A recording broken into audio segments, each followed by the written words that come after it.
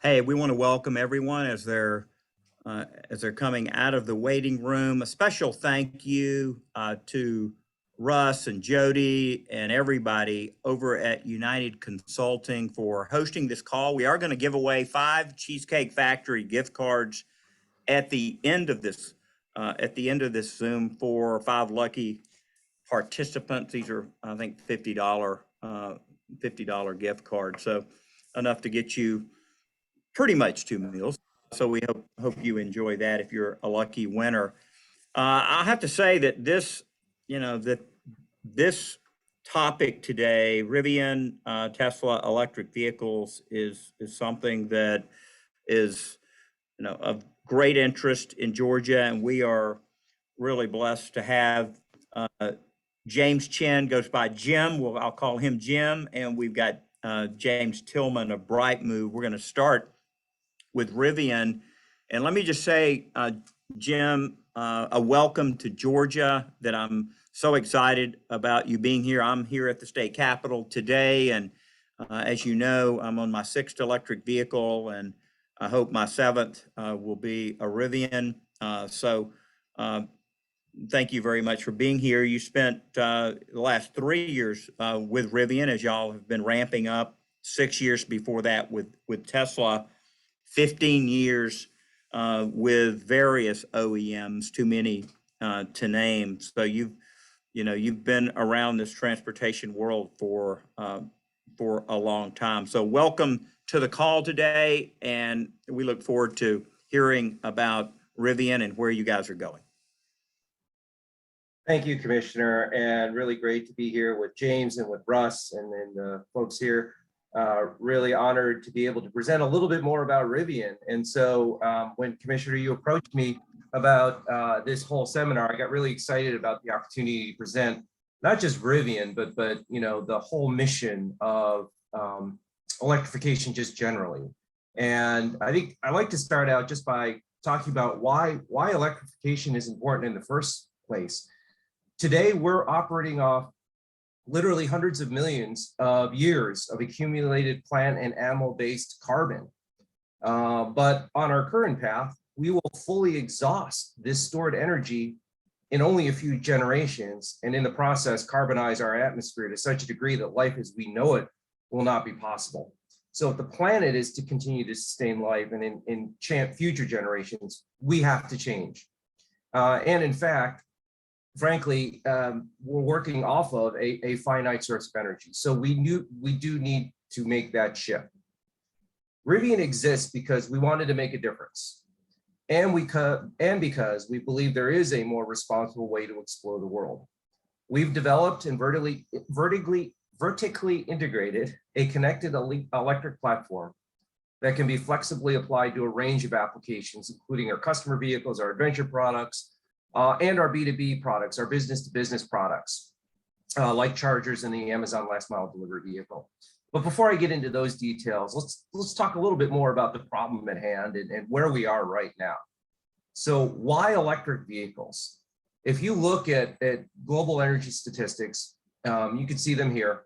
36.4 billion metric tons of CO2. Transportation accounts for nearly 40% of those emissions. And by the way, this is just the CO2 emissions. This does not count things like particulate matter, carbon monoxide, nitrous oxides, clearly traditional pollutants that are clearly poisonous, and the creators of, frankly, smog and visible pollutants that we see.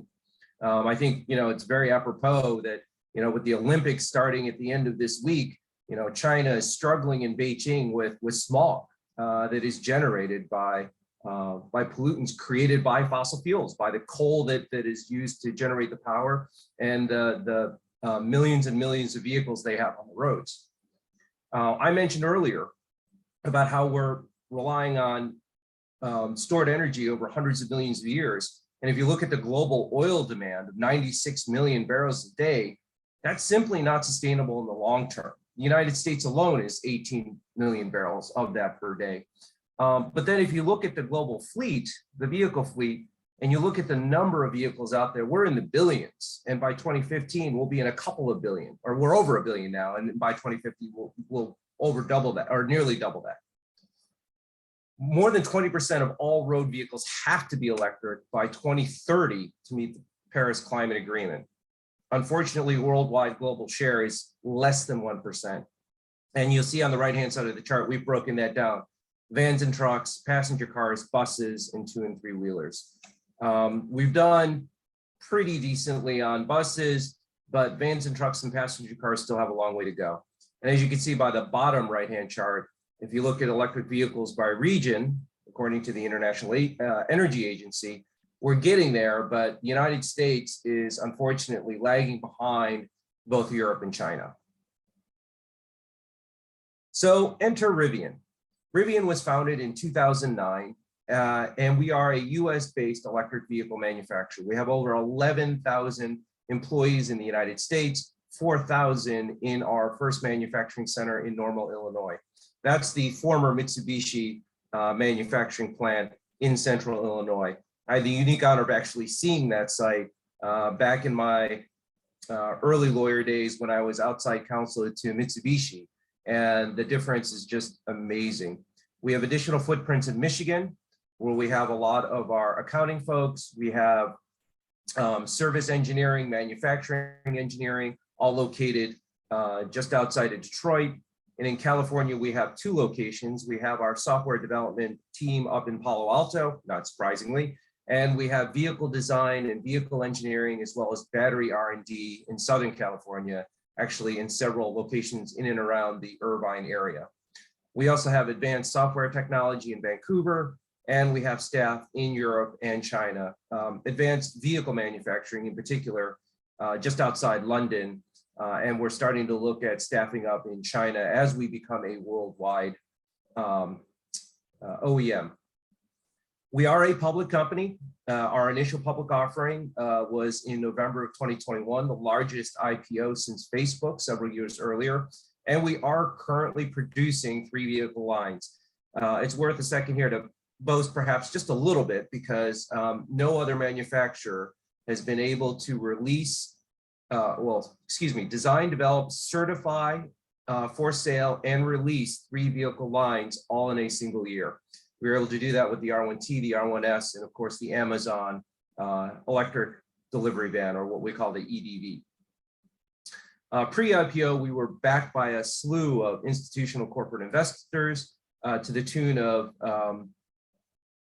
several $billion, about roughly $4 to $6 billion, and they included Amazon, Ford, T. Rowe Price, Cotu, and several others.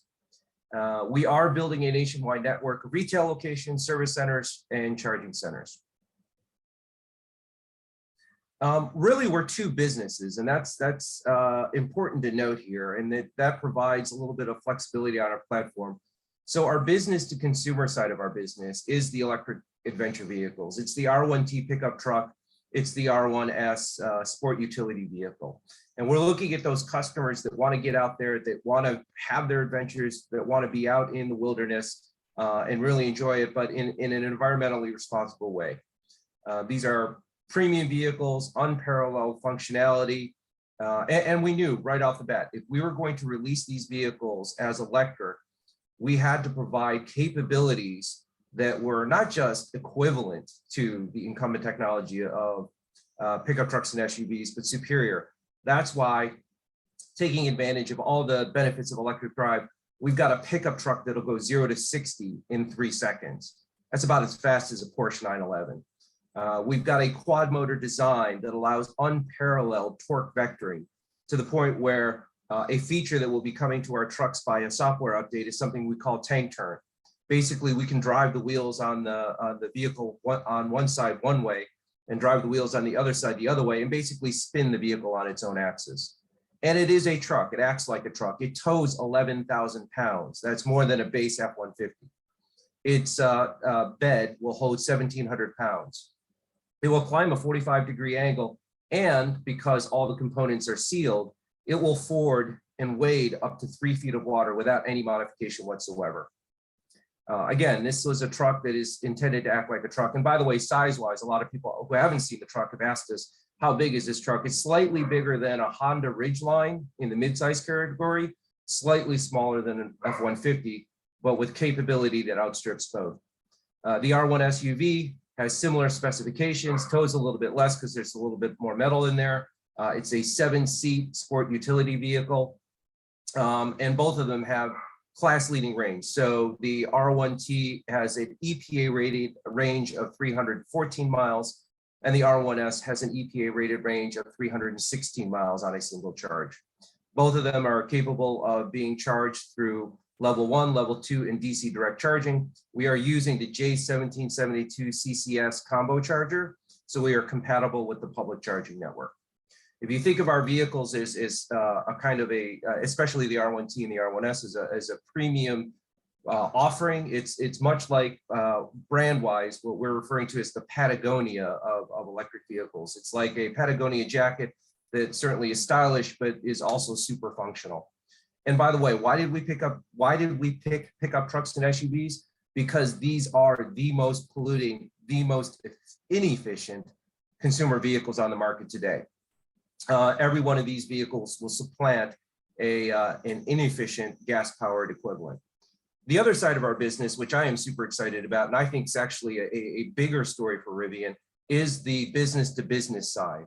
That is being able to leverage our skateboard platform that you can see in the middle of the right hand of the slide, and being able to put on other type of offerings like the Amazon EDV. We are, by the way, and we have announced that we are starting to sell a version of that vehicle on the commercial market that will be available to other fleet owners. That was announced recently on our website. So this is not just Amazon. And by the way, Amazon entered into a contract with us to purchase 100,000 of these vehicles by 2030. You want to talk about making a real impact on climate and the energy equation? You're talking vehicles that run every day between 150 to 200 miles on the roads. You're talking about the equivalent of the emissions of roughly 7 mid-size passenger vehicles. So these vehicles will really make a difference. And what's really exciting about these is not only that, but the connectivity as a fleet, so that they're able to map out the most efficient route. So instead of 3, 4, 5 of these trucks coming down your street every day, delivering different package to different neighbors, because they know the tracking, because of the connectivity, they'll be able to consolidate those, reduce traffic congestion, and make deliveries more efficient. We are also in talks with various folks about platform technology and whether they would like to purchase our platform technology or even our batteries for other applications, anywhere from forklifts and ATVs to stationary storage.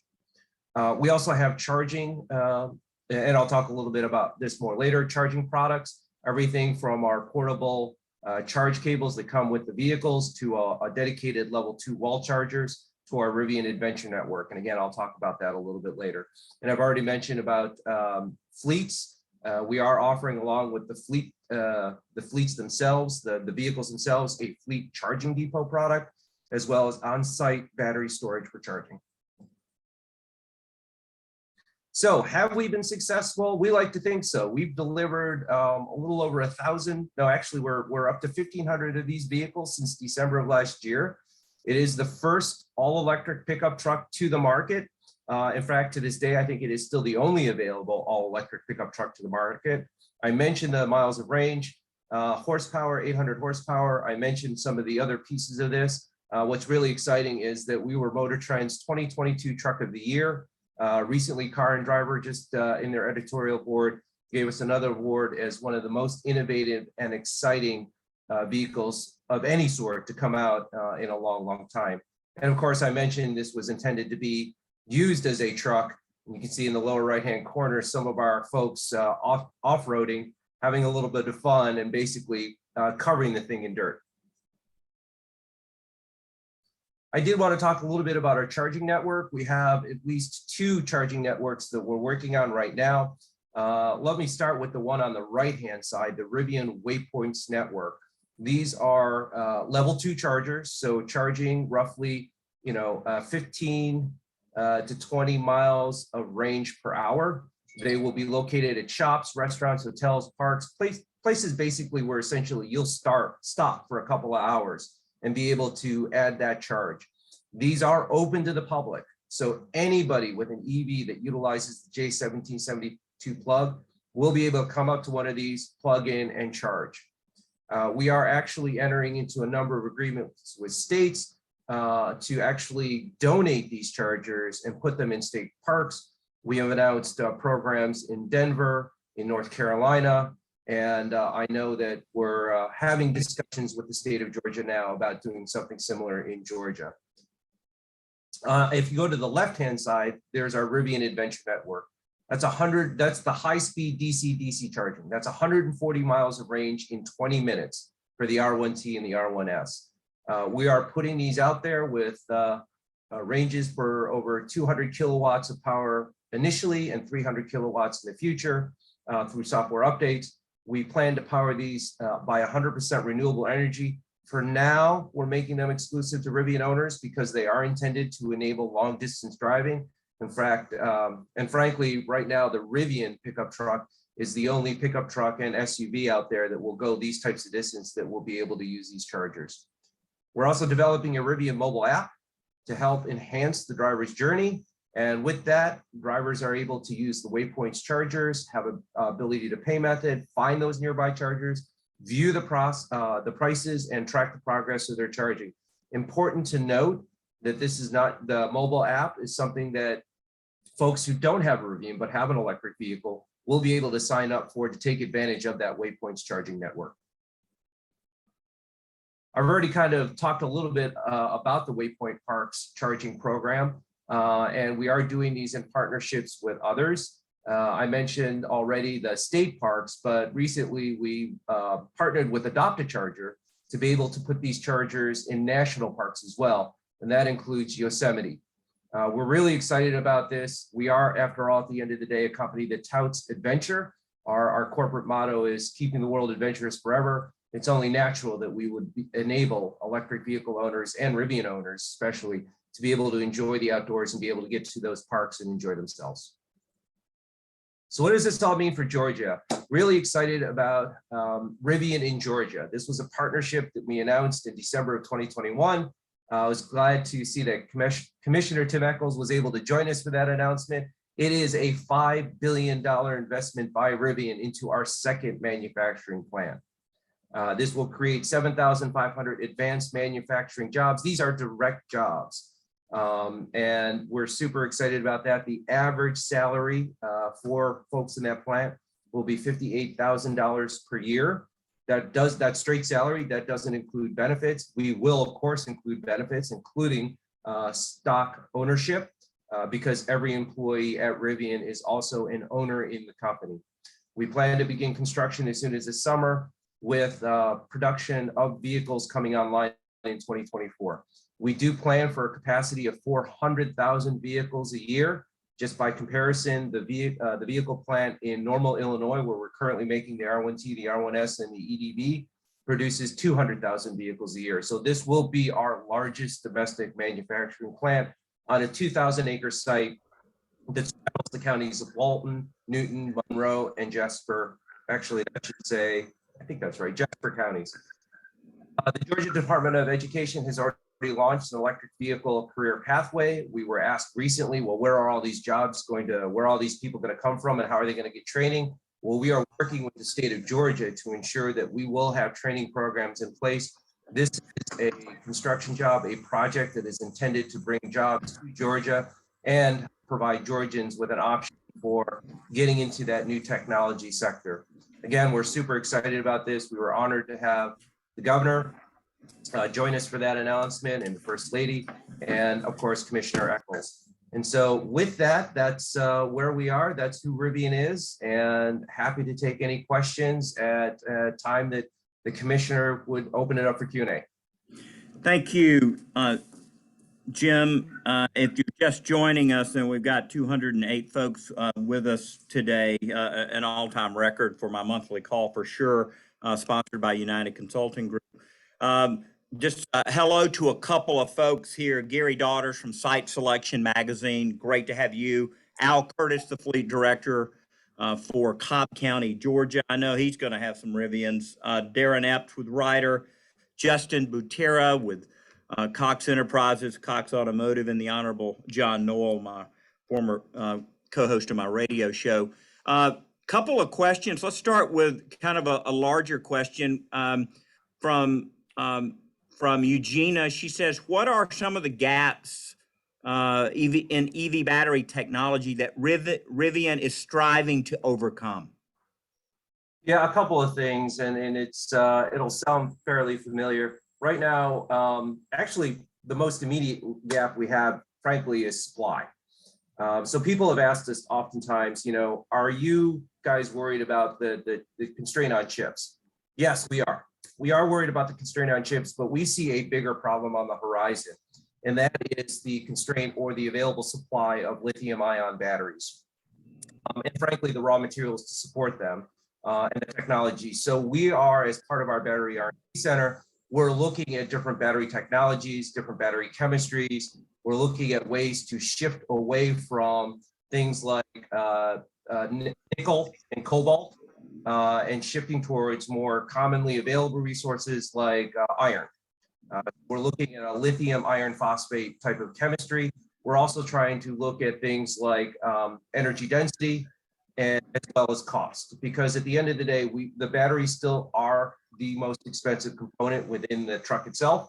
And we certainly want to be able to bring down that cost and bring down the price of the EVs correspondingly to get to a wider and wider audience. Okay. Brian Bollinger, a good friend, says, "Is the plant in Georgia committing to any sustainability or health ratings, for example, well building or LEED, et cetera?" Yeah, we're looking at a number of projects. And in fact, I just met with the Morgan County Board of Commissioners yesterday to talk to them a little bit about more of what's going on and what we're doing. So our plan is to look at three things, and we've heard three concerns from the community. One is land, one is water, one is lighting. Let me take the last one first. Lighting. Worried about, is this factory going to spoil the night sky, the ability to see light pollution? So we're looking at a three-phase type of approach on how to address that. Number one, lighting technologies come a long way. You no longer need those super white, bright lights. You can look at different shadings of light to provide sufficient illumination for safety and security in parking lots, for example, without necessarily flooding the area in brilliant white light. So the type of light we're looking at. We're also looking at smart lighting that relies on, for example, motion detectors, so that you don't have to have the parking lot flooded with light every night, but only when there are folks that are actually in the parking lot itself needing that lighting. And so we can dim it in the meantime. And then third, on the lighting side, we're looking at directional lighting. There's a lot of advances that have been made with LEDs. To get sufficient light, you no longer need to flood the sides, the sky, or the whole area with the white light. You can do very directional lighting. So we're very much looking at that. On the water side, we are looking at using as much reclaimed water as possible.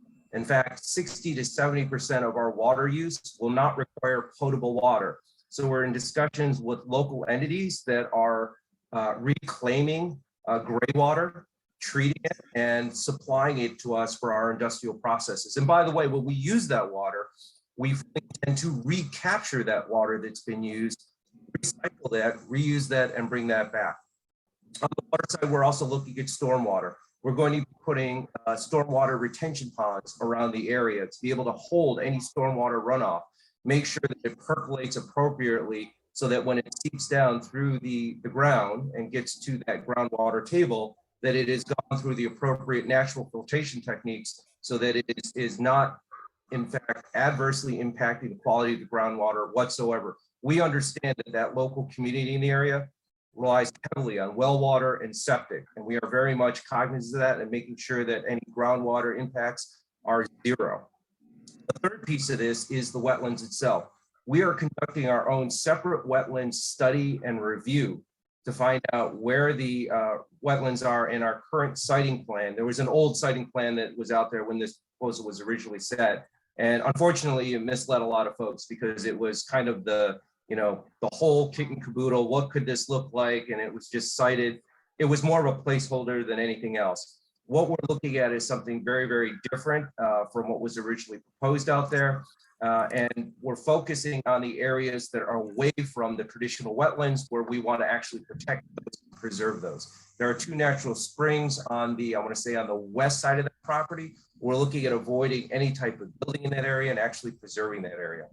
And third and finally, and I know I'm going a little bit long on this, but this was important to us, is land itself. We're looking at how to fit within the topography to the point where this land is gently sloping. We're looking at how we can terrace buildings to fit with the land, to control runoff, to be able to conform to what the land provides versus trying to, level everything and try to force fit some huge building in there. And as we clear the land we do need, we're looking at reusing those materials. So we're trying to leave as much trees as possible. And in fact, we plan to have a buffer of trees around to help protect visually the area. Any trees we do have to bring down, we're looking at on-site use for those trees, for that timber and for those wood products. James, Jim, I would put the South Face Institute up against any California nonprofit for being able to help with things like that. And I don't know if we have any of their folks on the call, but I know that Georgians have really grown accustomed to the great advice that South Face here in Atlanta provides when it comes to sustainability advice, consulting. And so when I hear you talk about these great ideas, we've got some folks that think about this every single day. So let me bring James Tillman into our conversation, our next speaker before Jim Chin leaves. James Tillman, you are our next presenter, and you've certainly, you're with Brytemove now. You helped the startup Vision Fleet. You were in, working with EVgo in California. You were with Reliant before they were gobbled up by NRG, and then you were advising the city of Houston. I'm going to give you the last question to Jim Chin before you present. What do you think? Well, first of all, thank you, Commissioner. That was such a great presentation, Jim. I guess, so many things going on, great for the state of Georgia, and try not to be selfish to ask when I get my Rivian that I have ordered. But I guess saw lots of great questions, and the one that really struck me was, is there an intention of manufacturing the batteries at the Georgia plant? That is being contemplated right now, James. It's a great question, but frankly, logically, it would make sense to do that. Here's why. Right now, we're looking at how do we make these cells and how do we source them? It's public knowledge that one of our suppliers is Samsung. Let's look at the path for lithium-ion batteries from that point. Lithium, right now, the largest sources are coming from South America. Okay, that's raw lithium salts. Those lithium salts are then shipped from South America to a processor, and most of the processors are in China. And so it goes across the Pacific Ocean. And then from China, as they process the materials and the other components necessary for the battery, that's then shipped up to Korea, where they're made into cells, and then they travel back across the Pacific to the United States. And in fact, because of the bottlenecks from the lack of infrastructure we have and because of the pandemic, in Los Angeles and the Port of Long Beach, there are ships sitting, 6, 10 dozen ships long in a line waiting to unload. We've actually found it cheaper and more efficient to have those ships sail through the Gulf of Mexico, across the Panama Canal, through the Gulf of Mexico, into the port of Savannah, by the way, the deep water port of Savannah that the state of Georgia has done a great job with, and basically rail those from Savannah all the way up to Normal, Illinois, where the vehicles are currently being produced. To us, it makes eminently sense. Let's cut down on all that transportation. And by the way, the greenhouse gas and the emissions footprint from sending these materials back and forth halfway across the globe a couple of times, let's have that produced in the United States. So we are looking at onshore domesticating cell production. And yes, it would make sense for us to do that in Georgia. Wow. You don't know how that makes me feel, how good it makes me feel to to hear you say that you send the ships all the way around to Savannah, I know that our port people are glad to hear that. Jim, I'm so excited about, we've known each other for some years here. I'm so excited uh, about about all that you all are going to influence in the state of Georgia. I think I've seen this with so many other companies, whether it's Home Depot, Cox Enterprises, and UPS, the big players that come in here that lead the way with significant sustainability goals. It just trickles down. You are a welcome guest and now resident in our state from a company standpoint, and we're really excited to have you here. Well, thank you, Commissioner. And by the way, when you mentioned Cox, I should have mentioned earlier, amongst our early investors was Cox. So early on, we wanted to thank, and we should thank and recognize Cox for being one of our earliest boosters and our earliest investors. Yeah, and early matters. I tell you, early matters when people believe in you, when you know when others are naysaying. Hey, as we transition to James Tillman, let me just show you folks out there this piece of art. This is the Jekyll Island Club, actually built in 1889, I believe. But this artist, commissioned by YKK, a Japanese company, has done a print for them every single year for 40 years. And we are announcing, my office here at the Capitol, we're announcing the Energy Matters Sustainability Awards for the state of Georgia. These will be 18 awards, big companies, small companies, institutions, underserved communities, composting, EVs, and if you are interested in nominating someone or a company for these awards, we have a panel of judges. The judging, the nominations are happening now until the end of March. The judging will go on in April and May, and then we will begin to issue these awards one per week throughout the summer, and also feature an interview with the winner and showcase everyone that's been nominated for the category on my radio show, Energy Matters, which you can subscribe to anywhere you get your podcast. Just search for Energy Matters with Commissioner Echols, and we would love for you to nominate folks. With that, let me ask James Tillman to share his screen. And I know Jim Chin's got a hard stop with some meetings going on, so he can stay as long as he wants and answer any questions in the chat he likes. But let me have James Tillman share his screen and begin his presentation. And you know, James Tillman, I tell people all the time, you're the smartest guy in the country when it comes to electric vehicles. So no pressure, no pressure. But I just, you know, your broad experiences, and I know when you and I were at the South Bay in LA, and you took me around and you showed me a lot of the things that you had worked on just out there, I was just so impressed with all the different things that you've done. So it is a pleasure to have you. The only thing I regret is that you're having to follow Jim Chin and a Rivian presentation. That's a tough act to follow.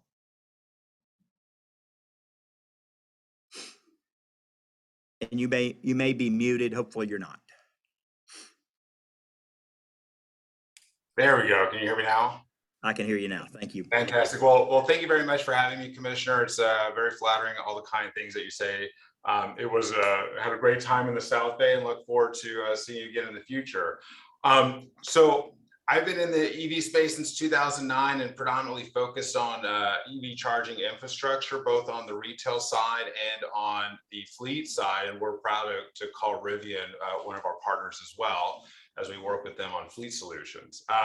But you know, probably most of you guys don't really know who we are as a company. So I've got a couple of slides just to kind of give you an idea of who Brytemove Energy is. And then also wanted to talk about kind of the state of EV charging today and how we got here and where it's going. And so, you know, we do have a ton of clients that we do design and build work for. So I had to be very careful and dance on NDA. So everything that you see in this slide presentation, I got online. I try to source as much as I can, but there, you know, everything is out there for you to find. Okay. So with that said, Let's go. All right. So who is Brytemove? So really, Brytemove Energy started off in 2009 as a company called Solaris. We got into solar OEM, and then we started working with a company called EVgo, which is a company that I was the 5th employee of back in 2009 as well. When EVgo decided to move to California and set up shop in California, I also came out here. We hired Solaris to be our turnkey design build firm, and that company eventually became Maction Energy, which eventually the EPC group, engineering, procurement, construction, spun off in March of 2020 and eventually became Brytemove Energy. So the folks that I work with today are a lot of the same folks that I've been working with building DC fast infrastructure throughout California, now across the country since 2012, but I've been in the game since 2009. So dedicated EV infrastructure team. We have do most of our all of our engineering in-house. A lot of we self-perform our trades. We've done a ton of industry firsts. We put in the first SAE combo charger in the country, the first fully integrated. You see a picture up here, V2G solar second life battery modular DC fast charging infrastructure at the campus of UC San Diego. And this is all we do. We're not out chasing HVACs, lighting, retrofits, those sorts of things. We've only focused on EV, the ancillary services to support EV charging. And so we know a thing or two because, we've seen a thing or two. I've got the war wounds to prove it. And so our service offerings really begin as early as program design. A lot of our special sauce comes in at site feasibility and actual design and engineering of the location, whether it's a retail center or a fleet charging hub. Then we also do construction commissioning, and where it makes sense, we'll also provide maintenance. So that's my commercial on Brytemove. So today I kind of want to talk a little bit about the state of the infrastructure market, the EV owner, kind of where does that mindset look today, and as they evolve through the process of ownership, what is the DC fast charging network deployment? What's it look like? Why is it so expensive? Why is charging in public so expensive? So I'm going to do a little bit of really microfinance on DC fast charging, and then I'll cap it off with where's the market heading.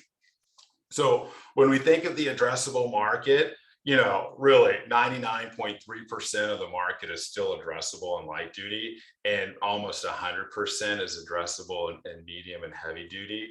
And so when we look at, is this market going somewhere? It's got everywhere to go. Somebody asked me recently, if you were to use an analogy of a baseball game, and where are we in EVs and EV infrastructure? What inning are we in? And I said, well, gosh, I don't think we've even sung the national anthem. I think, Joe Buck's still announcing who's playing the game today. And so that's kind of where we're at right now. And when we look at sales, while things are definitely improving, there are still challenges that are going to keep vehicles from being sold, right? And so you look at the challenges, it's a lack of perceived infrastructure, even though I think in this presentation we'll show that's not completely true. Charging times are longer than filling up on gasoline. I kind of challenge that thinking because I don't know about you, but Costco on Saturday morning to fill up your car can easily take 20 minutes, if not longer. A lot of people aren't really happy with what the vehicles look like. I think companies like Rivian and Tesla have also broken through those myths. The cars are a little bit more expensive, but when you start thinking about the car in terms of total cost of ownership, I don't think that's necessarily true either. And then there's also the challenges of home charging, which in my opinion is really the biggest benefit of owning an electric car is the convenience of leaving my house with a full tank of electrons every morning. That's really, really nice. And then there's also, the fleet side of things to cover both sides. Every fleet manager is a total cost of ownership type of person, and they need to make sure that the performance meets or beats the current internal combustion engine comparable. A lack of availability of trucks, EV fleet managers don't necessarily understand utility capacity and upgrades. Like, hey, I'd like my charging stations over there. It's like, sure, but the primary is 500 feet over that way, right? And so being able to work under those conditions can make it challenging. And also a lot of the fleets early on, they might have the budgets, regardless if they're public or private entities, for equipment acquisition to purchase the vehicles, but they may not necessarily have the millions of dollars laying around to also do the infrastructure side of that. And so it is a big shift, from business as usual to electrify, whether it's your own personal car or a fleet of vehicles. So you start thinking about, well, where do people really want to invest dollars in this business? And so in order to do that and really focus on retail, you kind of have to think about what is the individual owner's mindset and how does that evolve over time? Oops, I got a double here. Anyways, so when you start thinking about considering an electric vehicle, you've got all this media, you do your own research, and people are there to really scare you. And so you think that you need at least 500 miles of range because, I'm going to drive from LA to New York one day. I have a fueling as usual mindset. I think that, I hear it takes 24 hours to charge a Tesla. Well, that's from 0 to full on like a 110 outlet, right? But if you're, if you're using level 2 or you're just charging every day and you're only driving 40 miles a day, it's a couple of hours. But you don't know that because you haven't really adjusted to the lifestyle. And so, you really want 5-minute charging, you want DC availability on every corner. Then once you actually make the plunge and you adopt this vehicle, you start to realize pretty quickly, it's like, wow, I really only need about 200 miles of range. That's going to get probably like 99.9% of my driving. As long as I have a dedicated level 2 charging solution, it could be at home or at the office, I'm pretty much taken care of. I like having DC fast charging network available because it eases my mind, but I really don't use it that much. And I'm really not going to pay a premium to charge my vehicle if I don't need it, right? And the reality is I'm probably not going to drive to New York. I'll probably just catch a plane. So if I can get an Uber to the airport, that'll be just fine. And then once you've really owned that car for a while, you become an advocate, right? And you tell all your friends how great your car is, how, Tesla comes and services it right in your driveway, those sorts of things. And so these people now gamify their driving experience. And so they've got range confidence down to the mile. They charge at home almost exclusively. They're only going to charge on the go if it's free.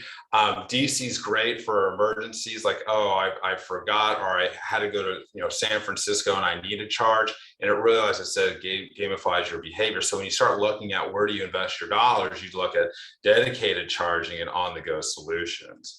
And so what do those look like, right? So you've got opportunities for both single home and multifamily that are great, and the players that really participate in those spaces. And then you have the on the go. And sorry, I didn't put Rivian on this slide because at the time when I made this slide, it hadn't started yet. Well, Rivian had, but the deployment of the network hasn't.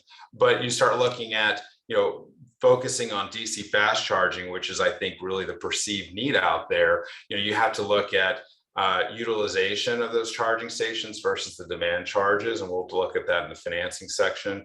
And is it an alternative for dedicated? As we try to figure out multifamily residents and condos and workplace, that's 50-60% of the market, and those people really need a place to charge. Those people are in the traditional fueling state of mind, and so really solving that problem is something we need to put a little bit more thought into. The challenges with that is the pragmatic reality of the slide we just went over. It's like, goodness, I've driven an electric car for 11 years now as my primary driver. I've probably used DC fast charging 10 times. And most of those were because, at the time I had an 80-mile car and I forgot to plug it in. So I had to go to a nearby fast charger to charge it up. Parking ratios and the reality is we live in a retrofit world, so parking ratios, ADA, all these things are challenging. So kind of like look at the DC network deployment over the past 10 years and what does that look like? And so I had to dig deep for some of these. Again, all this information's online. So you look at the very first year that these vehicles came out, and we were building like dot maps. So these are like the first dot maps I could find for what the network looked like. Nothing's actually in the ground. We're still trying to figure it out because you go to all these cities and they've never seen anything like this. What are you building? Why do you need so much power? And so you go through these conversations and you can kind of see how things evolved as more cars and different models hit the market. And the Tesla really jumps on the scene with their coast to coast network of charging stations. The Model X comes out. EVgo now has over 1,000 DC fast charging stations. And then, the Model 3 comes out and really the world kind of changes. And so when we look at this, we look at, well, what's it look like today? And so today we have, we're selling close to or over 1 million electrified vehicles in the US, but a good portion of that is not just plug-in hybrid vehicles, but traditional hybrid vehicles. And so right now in 2021, according to Argonne National Laboratory, there's about just over 2.3 million registered PHEVs and full battery electric vehicles sold in the US since 2010. So at 2.3, only about half of those are fully electric, and less than that have fast charging ports. So some of the earlier cars just had level 2. And so if you start thinking about, breaking these numbers down a little bit more, about 70% of those fully electric vehicle sales, maybe even more, are Teslas. So if you look at the Tesla supercharging network, and again, just pulling stats off the internet, that's 1,200 plus locations. The average location has about 10 ports. So that's 12,000 ports to serve roughly 750,000 cars. So when you break down that number, the reality is that's about 1 DC fast charging port for every 62 cars.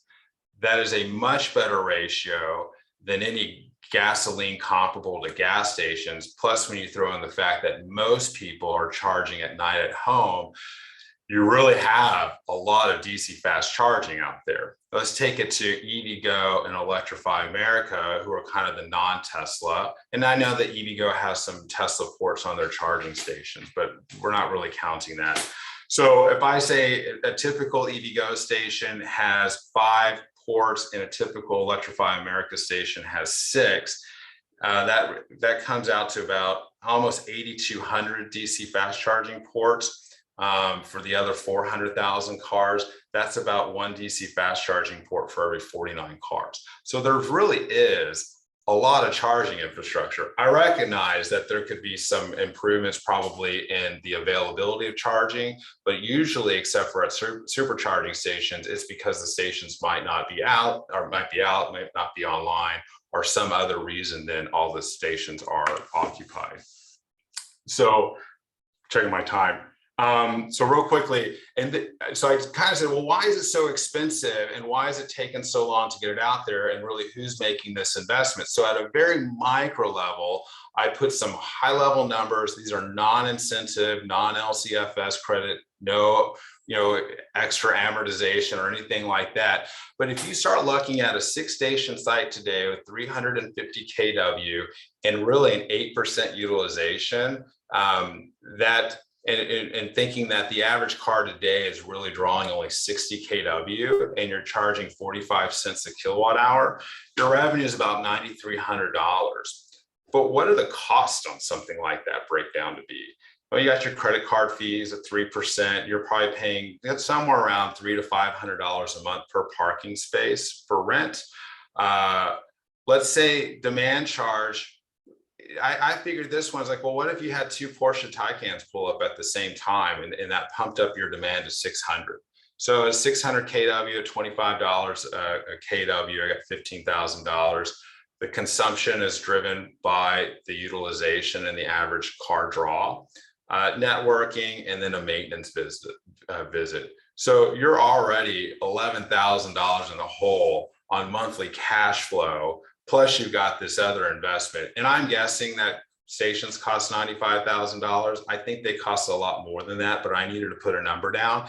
And you know, $1 million seems about right for an all-in cost for one of these stations. So that's kind of what a charging station looks like today.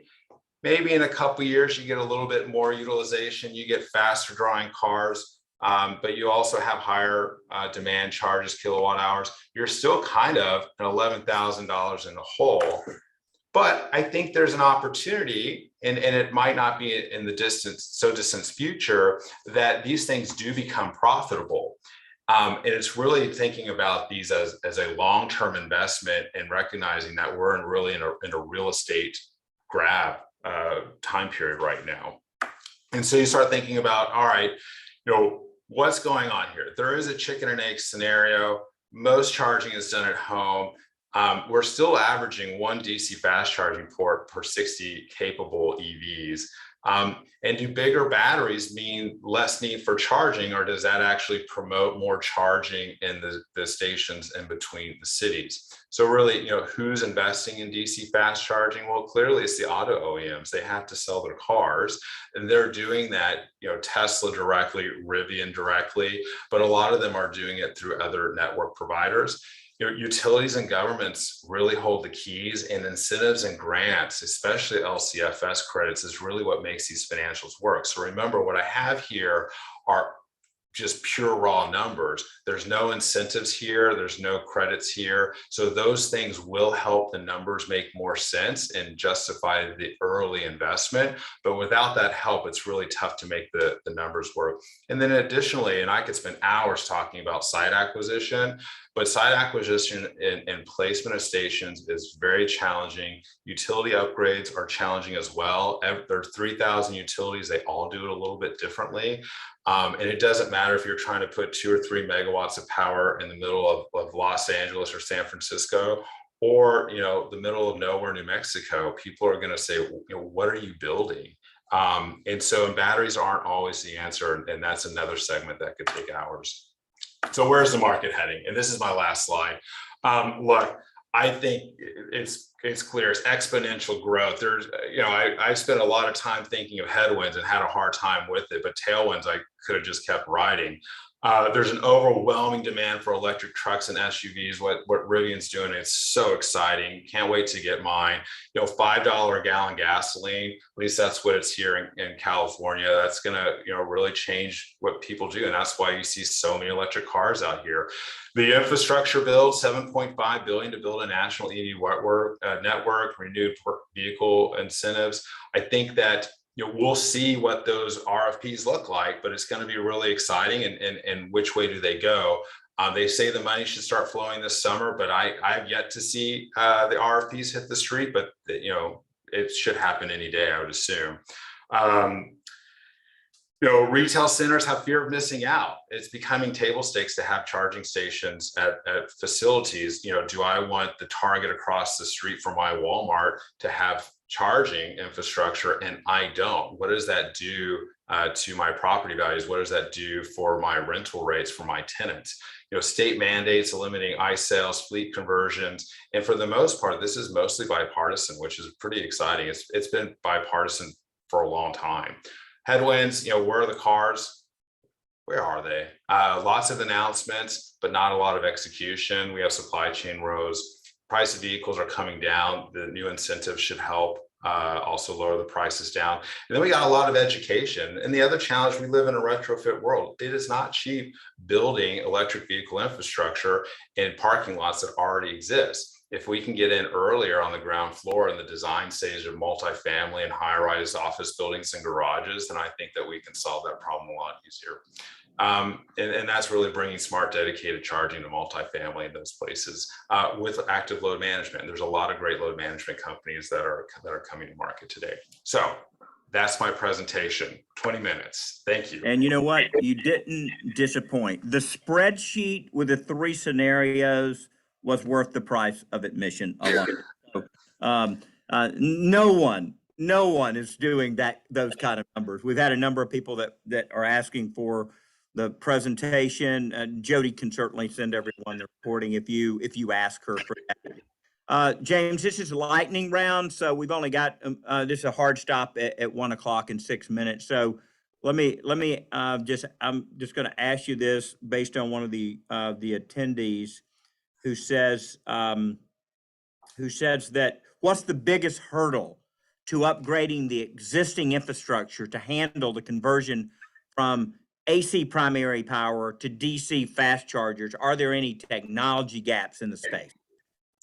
I mean, not that I'm aware of. I think really it's more just getting the utility to do the engineering and utility design and deliver the power at an affordable rate. You know, if you're at a location like if you're in Southern California Edison, where they've got a big rate base, they're going to socialize most of that cost. But if you're even in LADWP, they're going to charge you for everything. And so it's really making sure that you can amortize those expenses. Mm-hmm.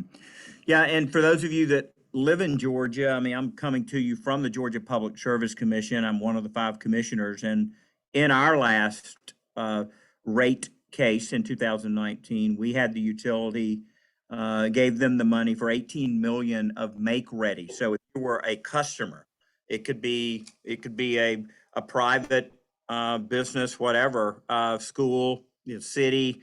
Didn't matter. If you were a Georgia Power customer, you applied, you could get some make ready money as long as that wasn't completely tapped. So we had the city of Savannah get a bunch. We had a number of companies here in Atlanta.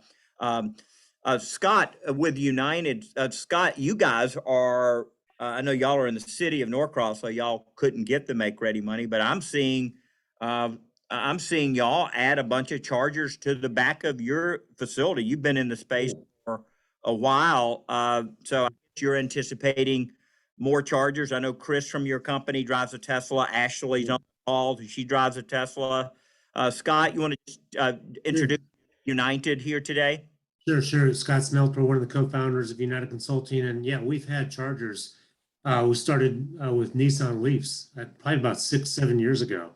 So we've had several chargers for that long, and we'll continue to add more as we go along. We've got a fleet, pretty sizable fleet, mostly pickup trucks. But yeah, we definitely want to go the EV route. I want to take a quick minute to thank everybody who's attended. As Tim mentioned, this is one of our best attended webinars. And I, of course, thank James and Jane for the great content. We look forward to working with some or a lot of you on the Rivian build out and the associated build outs that are going to come. So if you need any geotechnical, environmental, construction testing help on your teams, please contact us. So, thanks a lot.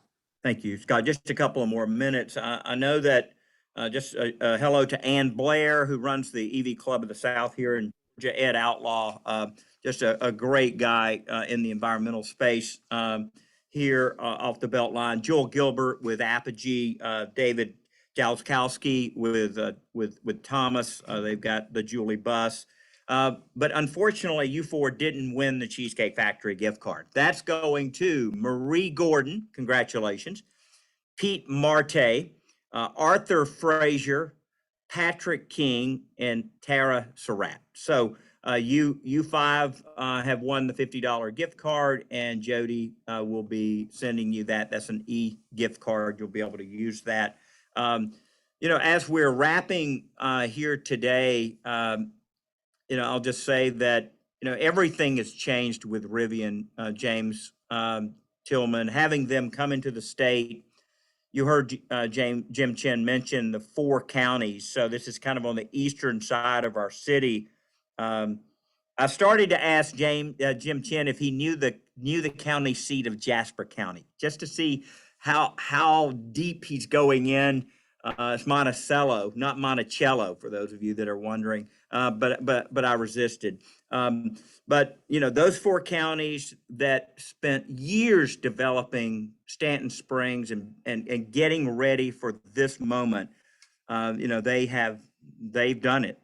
We've got a number of folks from Georgia Economic Development on our call today. Thank you all for all the work that you do to bring folks to our state. We are open for business, and our commission, across the street with the governor's office, economic development, everybody. We really value the companies that want to come here. So we welcome you. I want to thank everyone for being on today. Send Jody a note or myself if you're interested in the recording or need any additional information. And I am told if you want to be a contractor at the plant, send a note to Georgia@Rivian.com. Georgia@Rivian.com. That will then trigger an auto response with various categories of work, which you can then apply for. Everyone, thanks so much for being on today. God bless you, and we look forward to seeing you next time.